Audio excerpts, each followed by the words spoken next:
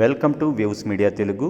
గుంటూరు జిల్లా ప్రత్తిపాడు నియోజకవర్గం వైఎస్ఆర్ కాంగ్రెస్ పార్టీ ఆఫీసులో బలసాని కిరణ్ కుమార్ మాట్లాడుతూ ప్రభుత్వ మెడికల్ కళాశాల ప్రైవేటీకరణకు వ్యతిరేకంగా వైఎస్ఆర్ కాంగ్రెస్ పార్టీ చేపట్టిన కోటి సంతకాల సేకరణ ప్రజా ఉద్యమ కార్యక్రమాన్ని ప్రజల నుండి అపూర్వ స్పందన లభిస్తుందని, కూటమి ప్రభుత్వ మెడికల్ కళాశాలలను ప్రైవేటీకరణ చేయడాన్ని రాష్ట్ర ప్రజలు తీవ్రంగా వ్యతిరేకిస్తున్నారని, ప్రజలు పెద్ద ఎత్తున స్వచ్ఛందంగా ముందుకు వచ్చి ప్రభుత్వ మెడికల్ కళాశాల ప్రైవేటీకరణకు వ్యతిరేకంగా సంతకాలు చేశారు. కూటమి ప్రభుత్వానికి పేద వర్గాల ఉన్నత విద్య అభ్యసించడం ఇష్టం లేదు. కూటమి ప్రభుత్వం నీచపు దిగజారుడు రాజకీయాలు ఇకనైనా మానుకోవాలి. రాష్ట్రంలో పెద్ద ఎత్తున పరిశ్రమలు వస్తున్నాయంటూ ఎల్లో మీడియాలో దుష్ప్రచారం చేస్తున్నారు.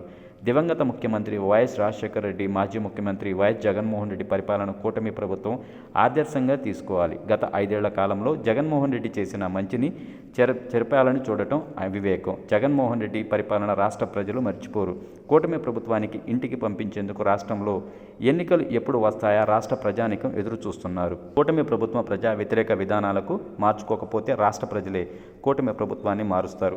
జగన్మోహన్ రెడ్డి సుపరిపాలన కోసం రాష్ట్ర ప్రజలు ఎదురు చూస్తున్నారు. డిసెంబర్ 15న జిల్లా వైఎస్ఆర్ కాంగ్రెస్ పార్టీ కార్యాలయం నుండి కోటి సంతకాల సేకరణ కార్యక్రమాన్ని తాడేపల్లిలోని కేంద్ర కార్యాలయానికి తీసుకువెళ్తాం. డిసెంబర్ 17న కాంగ్రెస్ పార్టీ అధ్యక్షులు మాజీ ముఖ్యమంత్రి వైఎస్ జగన్మోహన్ రెడ్డి కలిసి కోటి సంతకాల సేకరణ కార్యక్రమాన్ని రాష్ట్ర గవర్నర్ దృష్టికి తీసుకువెళ్తాం. ప్రజా వ్యతిరేక విధానాలతో ముందుకు సాగుతున్న కూటమి ప్రభుత్వంపై అలుపెరగని మా పోరాటం కొనసాగుతూనే ఉంటుంది. రానున్న ఎన్నికల్లో ప్రజలు ప్రభుత్వం వైఎస్ఆర్ కాంగ్రెస్ పార్టీ తిరిగి అధికారంలోకి వస్తుంది. రాష్ట్ర ప్రజలు రానున్న రోజుల్లో మరింత ఎక్కువగా మంచి చేస్తామని తెలియజేశారు. చాలా గొప్ప విషయం. అలాంటిది ఈ యొక్క కూటమి ప్రభుత్వం కుట్రపని, అప్పుడు కుట్రపని ఏం చేస్తుంది, ఎవరైతే పేద విద్యార్థులు ఉన్నారో, పేద విద్యార్థులు అంటే అన్ని వర్గాల్లో వాళ్ళు ఉంటారు, అందరికీ అందుబాటులో వస్తుంది. వీళ్ళు వస్తే మళ్ళీ ఆర్థికంగా బలపడిపోతారు వీళ్ళందరూ అన్నటువంటి యొక్క కుట్రతో అవన్నీ అందకుండా చేస్తూ పేదవాడుగానే ఉండిపోవాలన్నటువంటి యొక్క అంటే దురాలోచన ఉంటుంది. ఎందుకంటే ఇది చెప్పాలంటే చాలా క్రూరమైనటువంటి ఆలోచన. దాంతో అలా చేసి ఎవరికి కూడాను ఈ యొక్క వైద్య విద్యతో పాటు అలాగే వైద్యం కూడా సులభం కాకుండా చేయడం ప్రక్రియ. అంటే మనందరికీ తెలిసిన విషయం ఏంటంటే, ఒక మెడికల్ కాలేజ్ వస్తే దగ్గర దానికి తగ్గట్టు 300 పడకల హాస్పిటల్ కూడా మనకు ఏర్పాటు చేయడం జరుగుతుంది. ప్రతి మెడికల్ కాలేజ్కి అనుబంధంగా మెడికల్ హాస్పిటల్ కూడా చాలా అవసరం. అలాగా మెడికల్ హాస్పిటల్ దగ్గర ఎవరైతే స్టాఫ్ నర్సులు అవ్వచ్చు, జూనియర్ డాక్టర్లు అవ్వచ్చు, ఫార్మసీ వాళ్ళు అవ్వచ్చు, లేదంటే ల్యాబ్ టెక్నీషియన్స్ అవ్వచ్చు, ఎంతోమందికి ఉపాధి కలిగేటువంటి ఒక అంశం ఇది.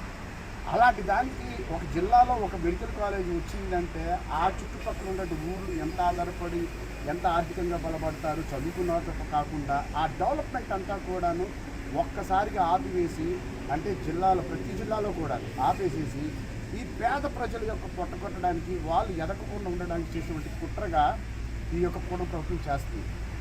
ఈ యొక్క కుట్రని తిప్పికొట్టడం కోసం చెప్పేసి మా నాయకుడు వైఎస్ జగన్మోహన్ రెడ్డి గారు ఈ యొక్క కోటి సంతకాల సేకరణ అనే కార్యక్రమాన్ని చేపట్టారు. ఈ కోటి సంతకాల సేకరణ అనేది దగ్గర అంటే మా యొక్క నియోజకవర్గంలో దగ్గర 60,000 పైచిలుకు వరకు అవుతున్నాయి. ఇంకా కూడాను కొన్ని గ్రామాల నుంచి మమ్మల్ని కూడాను అడుగుతున్నారు, ఆ పత్రాలు ఇవ్వమని పంపించమని అడుగుతున్నారు. వాళ్ళకు కూడా పంపించడం జరుగుతుంది.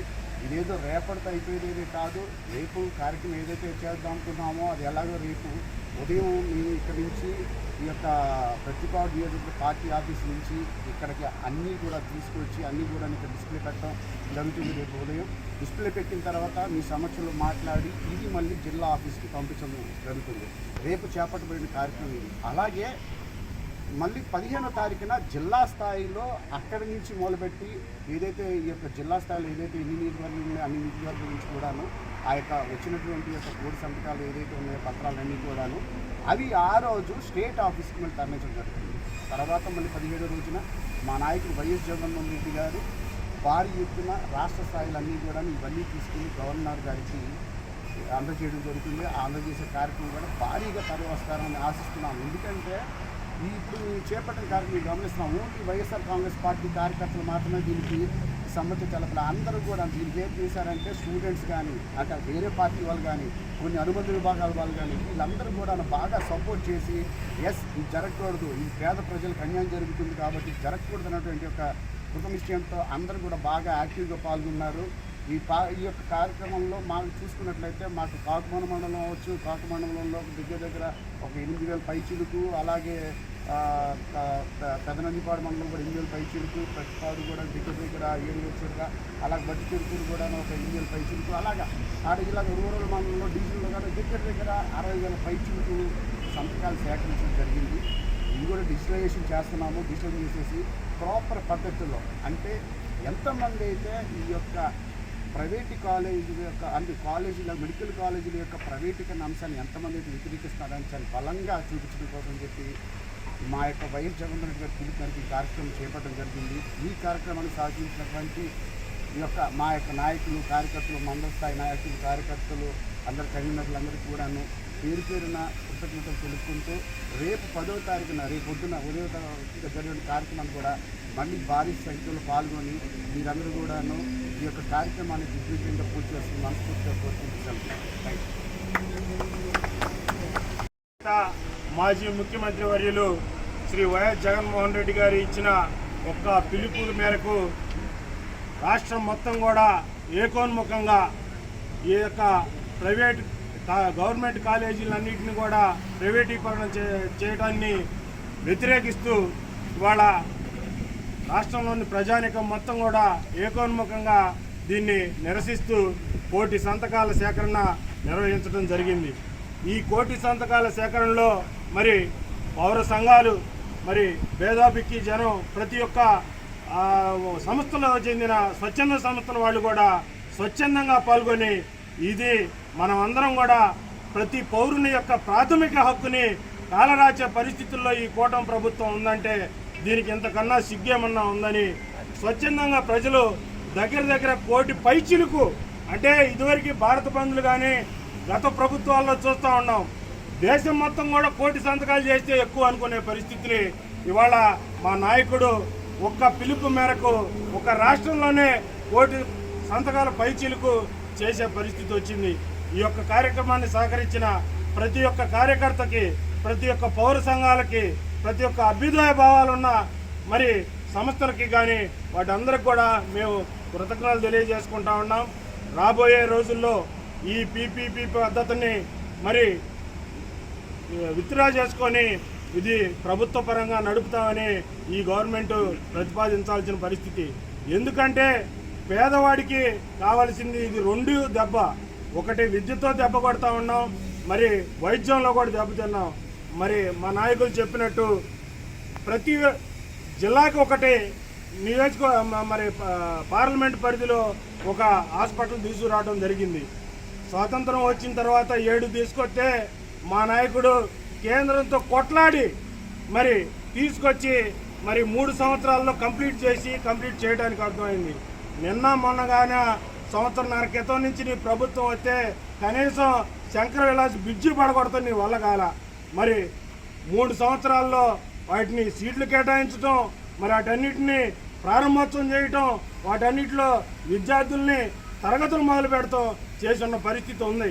వాటన్నిటికీ మరి మీరు అర్థం చేసుకొని దీన్ని విత్డ్రా చేసుకొని ముందుకు తీసుకెళ్లాలా.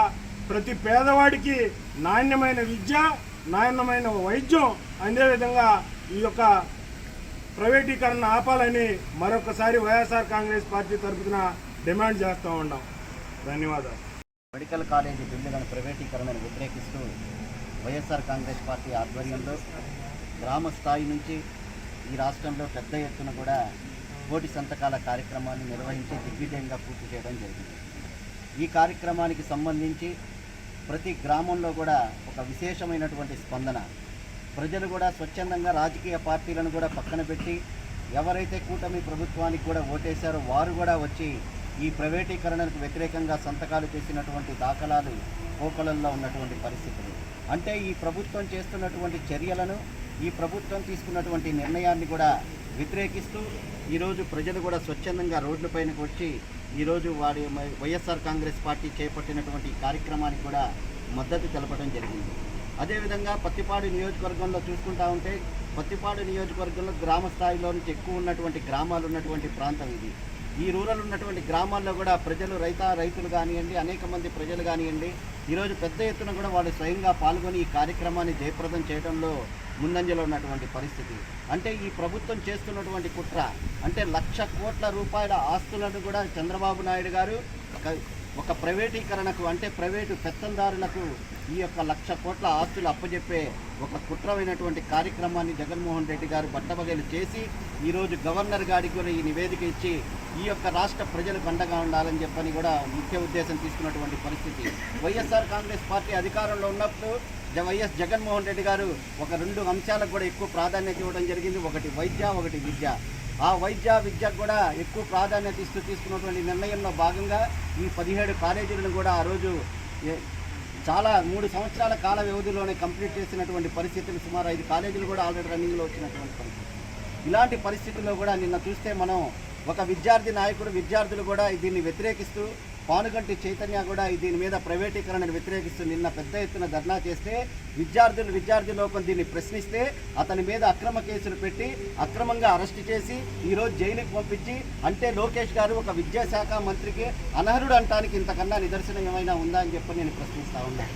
లోకేష్ గారు ఒక విద్యార్థులు వాళ్ళ యొక్క బాధను ఈరోజు ప్రభుత్వానికి తెలియపరచడానికి రోడ్డు మీదకి వచ్చి నిరసన చేసే హక్కు లేదా అని చెప్పని మేము ప్రశ్నిస్తూ ఉన్నాం. అంటే నిరసన చేసినటువంటి వారిని, ప్రశ్నించినటువంటి వారిని మీరు గొంతు నొక్కేస్తారంటే ఈ రాష్ట్ర ప్రజలు చూస్తూ ఊరుకునే పరిస్థితి లేదు. మీరు ఇప్పుడు విద్యార్థులు జోలికి వచ్చారు. ఈ విద్యార్థుల యొక్క సత్తా ఏందో అనేది రేపు 15వ తారీఖు బహిరంగ మీరు చూడాల్సినటువంటి అవసరం కూడా ఉందని చెప్పిన విషయాన్ని కూడా చాలా స్పష్టంగా తెలియజేసుకుంటూ, మీరు ఇలాంటి అక్రమ కేసులు ఎన్ని పెట్టినా కూడా వైఎస్ఆర్ కాంగ్రెస్ పార్టీ భయపడే పరిస్థితులు అయితే లేదు. ఖచ్చితంగా ఇంతకింత మేము ఎదుర్కోవడానికి కూడా సిద్ధంగా ఉన్నాం. ఇంతకింత కూడా మేము ఈ యొక్క మీరు ఏదైతే అక్రమంగా మమ్మల్ని బెదిరిస్తూ ఉన్నారో దాన్ని కూడా మేము తిరిగి వడ్డీతో సహా కూడా వైఎస్ఆర్ కాంగ్రెస్ పార్టీ ఖచ్చితంగా చెల్లించే రోజులు ముందున్నాయని చెప్పని కూడా హెచ్చరిస్తూ, ఏదైతే పానుగంటి చైతన్య మీద పెట్టినటువంటి కేసును కూడా వెనక్కి తీసుకోవాలని చెప్పని నేను కూటమి ప్రభుత్వానికి కూడా డిమాండ్ చేస్తూ ఈ కార్యక్రమానికి ఇచ్చేసిన సహకరించినటువంటి మండల కన్వీనర్లకు కానివ్వండి, వైఎస్ఆర్ కాంగ్రెస్ పార్టీ సీనియర్ నాయకులు, కార్యకర్తలందరికీ కూడా పేరున ఈ కార్యక్రమాన్ని సహకరించిన ప్రతి ఒక్కరికి కూడా ధన్యవాదాలు తెలియజేస్తుంది. Thank you.